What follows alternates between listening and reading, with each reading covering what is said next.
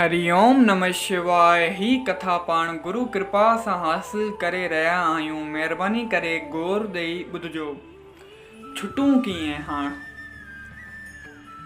महाराज, मुंहिंजे पति देव शराब जी बदालत में अबाणी मिल्कियत जो घणो हिसो नास करे छॾियो आहे। संदसि कुकरमन करे मुंहिंजे ॿारनि जो आईंदो मुस्तक़बिल ऊंदाही में पियो वञे। हिकु स्त्री रोंदे रोंदे पंहिंजे दुख हिकु संत खे ॿुधायो। संत खेसि हिन खे ख़बर ॾींदे चयो त खेसि हिन खे मूं वटि मोकिलिजां, पंहिंजे पति देव खे। पत्नी जे चवण ते भला हू संत वटि छो वञे, पर हिकु ॾींहुं जाने जाने में पंहिंजे शराबी दोस्तनि सां गॾु संत जे आश्रम में हू पहुतो। सत्संग में संदसि स्त्री बायल हुई, हुन जी घरवारी बायल हुई। हिन संत खे इशारो ॾिनो त इहो ई मुंहिंजो पति देव आहे। सत्संग समाप्त थियो। प्रेमी पंहिंजे घरनि ॾांहुं वञण लॻा। संत उन स्त्री जे शराबी पति देव खे रोकियो ऐं चयो त तव्हां थोरो वक़्तु तरसो, तव्हां में मुंहिंजो कुझु कमु आहे। संत खेसि एकांत में शराब जा अनेक नुक़सान ॿुधाईंदे चयो त भाई, इहा तमामु ख़राबु वस्तु आहे। लोक परलोक ॿई बिगाड़ींदड़ आहे। शराब जे करे ना तो हिन लोक में सुख पाईंदे, ना ई परलोक में।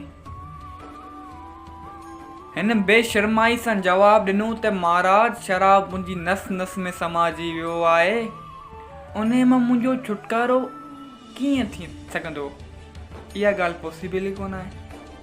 उन मूंखे कशे मज़बूत ॿधी छॾियो आहे। ईअं ई चई हू हलियो वियो। वेंदे वक़्तु संत खेसि चयो त कॾहिं कॾहिं सत्संग में ईंदो रहिजांइ। थोरनि ॾींहंनि बाद हू वरी पंहिंजे शराबी दोस्तनि सां गॾु आश्रम में आयो। उन वक़्तु संत उते अकेलो वेठो हुयो। हू शराबी खे ॾिसी यकदमि उथियो ऐं वण जी टारीअ खे जले उन ते लटकणु लॻो। ॿई पेर बि खणी उन में अटकायई ऐं रड़ियूं करणु लॻो, डोड़ो डोड़ो, मूंखे वण पकिड़े वरितो आहे। वेझो वञे उन शराबी अजब मां चयो त महाराज, तव्हां ईअं कीअं था चयो त वण तव्हांखे पकिड़ियो आहे? वण खे त तव्हां पकिड़े वेठा आहियो, छॾे ॾियो, आज़ादु थी वेंदो। संत चयो त वण मूंखे छॾे ई नथो। शराबी जा सभई साथी उन ते ॾंद कढी खिलण लॻा ऐं सोचियाऊं त संत शायदि चरियो थी पियो आहे। शराबी वरी खेसि चयो त तव्हां पंहिंजा हथ पेर वण खां अलॻि करे छॾियो त तव्हां आज़ादु थी पवंदव। वण खे छॾे संत धरती ते आयो। न गंभीर वाणीअ सां खेसि चयो त ठीकु अहिड़ी तरह शराब तोखे न, पर तो ही शराब खे पकिड़े रखियो आहे। जीअं वण मूंखे पकिड़े नथो सघे, तीअं शराब तोखे पकिड़े नथो सघे।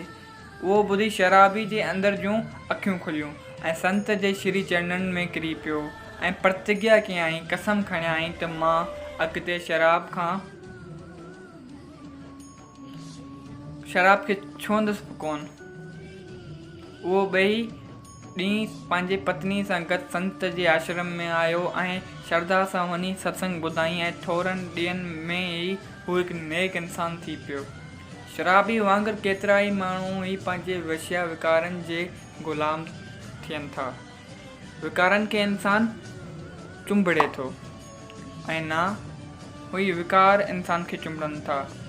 माना उन माण्हू वांगुरु अलाए घणा माण्हू हिन असल ज़िंदगी में बि बुरियुनि आदतनि सां जुड़ियल आहिनि। हाउ सम्झनि त हाणे असीं छुटी कोन था सघूं, पर इहा ग़लति ॻाल्हि आहे। हीउ संसार बंधननि में पाण खे पाण ई फसायूं था। हिन संसार में बंधननि में पाण खे पाण ई फसायूं था, मगर पोइ अजायूं रड़ियूं था कयूं त संसार असांखे ॿधी छॾियो आहे। ज़रूरत आहे अज्ञान हटाइण जी ऐं निश्चय करण जी, पोइ असांजो कल्याण थियणु आसान आहे सफ़ा। चो जय सियाराम। अगरि ही कथा छुटूं कीअं तव्हांखे वणी आहे त त हिन कथा खे पंहिंजनि सां शेयर कयो ऐं असां जूं अहिड़ियूं ई कथाऊं यूट्यूब ते अवेलेबल आहिनि। आत्मज्ञान जे चैनल जे नाले सां तव्हां वञी विज़िट कयो ऐं पंहिंजो फीडबैक ॾियो। जय सिया राम।